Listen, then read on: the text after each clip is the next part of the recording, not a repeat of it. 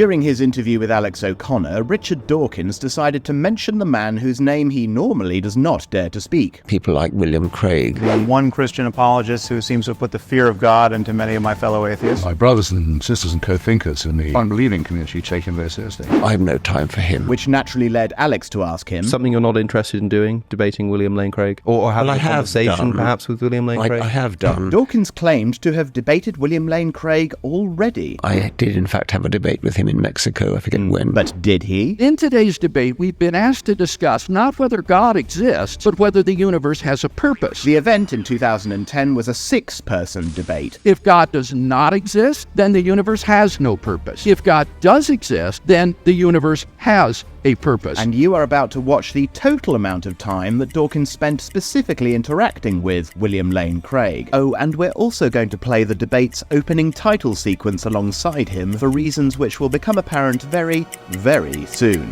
William Lane Craig seemed to think that it would be so intolerable, so disagreeable, that we are doomed to death, that the universe is doomed to death. Somehow playing on the heartstrings, playing on the emotions. It's not nice to think that we're all going to die. It's not nice to think that the universe is going to die a heat death and that everything is going to come to an end. It's not nice to think that everything is meaningless. And therefore, somehow that must prove that there is purpose in the universe, that there is some sort of top-down supervising God. Now, Mr. Craig was critical of me for refusing to answer the why question because I said it's a silly question. The mere fact that you can ask a question in the English language doesn't make it a question that deserves an answer. I could say, what is the color of jealousy? It's not a sensible question. It's a silly question.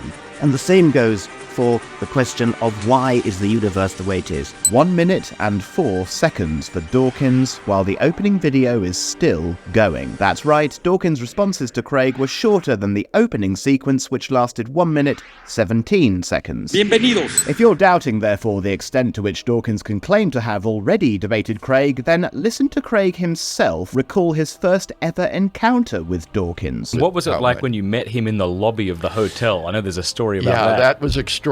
I was standing there and saw him walk in, and I saw that he was walking across the room straight in my direction, and that we would soon meet face to face. And I thought, wow, well, I might as well here it is, grab the bull by the horn. So he got close to me. I stuck out my hand and I said, hello, I'm Bill Craig. And he looked at me and says, hello. And I said, well, I'm surprised to find that you're going to be involved in this debate. And he said, and why not? And I said, well, because you've always said you would never debate me.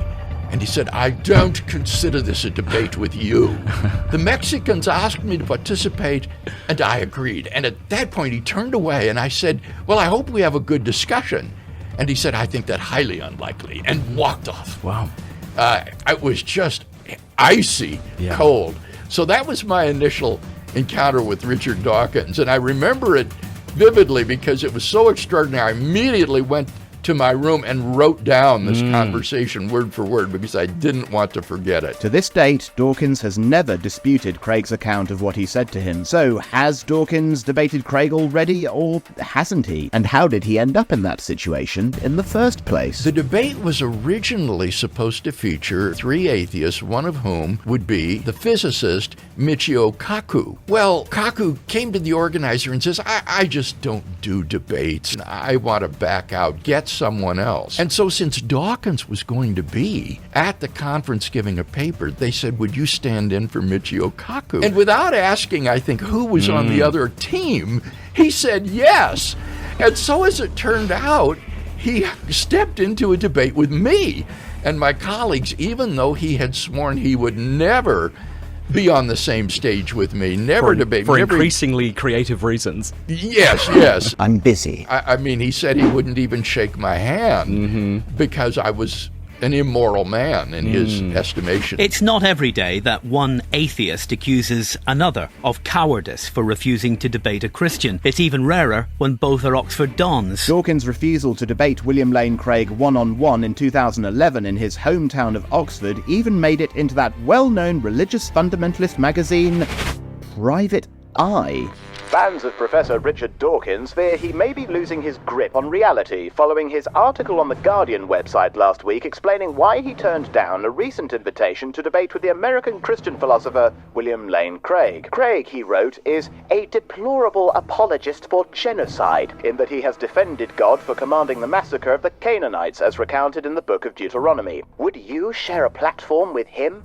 I wouldn't, and I won't. Whoops! A reader pointed out that Dawkins had shared a platform with Craig at a debate last November. The professor replied that, obviously, I didn't know at the time that Craig was a defender of genocide and infanticide. Whoops again. In April 2008, Dawkins wrote an article attacking Craig's dumbfoundingly, staggeringly awful account of the massacre. Yes, I'm embarrassed to say that I evidently completely forgot it. Craig, however, says he has it on good authority that the real reason Dawkins won't debate him actually has nothing to do with any of the reasons Dawkins has given. I've been told that Dawkins was really embarrassed by what happened to him in these debates with John Lennox. We only need to use the word faith when there isn't any evidence. No, not at all. I presume you've got faith in your wife. Is there any evidence for that? Yes. Which you base it? Yes. Plenty of evidence. Lennox really took him to the woodshed, and he was smarting after that. And so they said, it's nothing to do with you.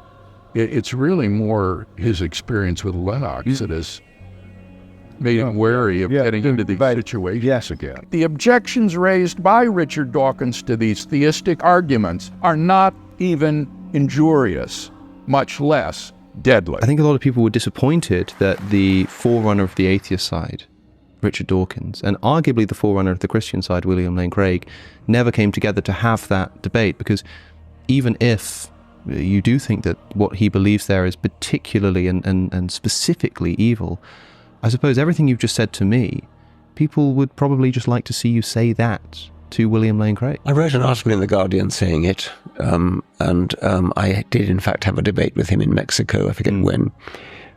With the boxing ring? Yeah. Yes.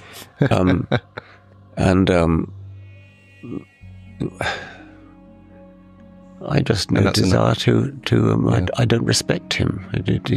I find his manner pompous, and I just don't want to be in the same room as him, really. Well, in the interest of diplomacy, I will offer no further comment, except that that's certainly not my experience with the man. But okay, I imagine that we've had very different interactions with him in the past. Let's put it that way. What do you think of Dawkins' reasons for refusing to debate William Lane Craig? It's not nice to think that we're all going to die. It's not nice to think that the universe is going to die a heat death and that everything is going to come to an end. It's not nice to think that everything is meaningless. Now, I'd be the first to say that none of this proves that God exists. And therefore, somehow that must prove that there is purpose in the universe, that there is some sort of top-down supervising God. You can read about a related incident involving Richard Dawkins and the Christian philosopher Ed Feser by following the link in the description with this video, and you can also click through to watch the full interview with Richard Dawkins and Alex O'Connor.